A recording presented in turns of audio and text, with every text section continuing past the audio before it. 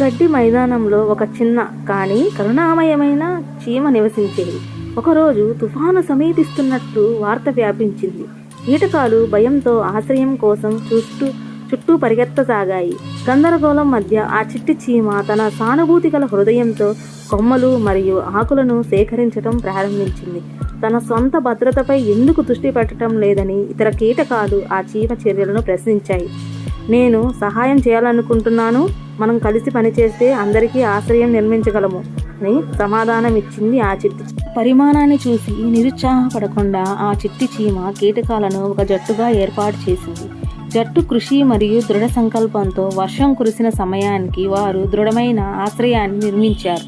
కీటకాలు సురక్షితంగా మరియు వర్షంలో తడవకుండా కలిసి గుమిగూడటంతో వారు ఆ చిట్టి చీమ యొక్క నిస్వార్థ చర్య యొక్క తీవ్ర ప్రభావాన్ని గ్రహించారు.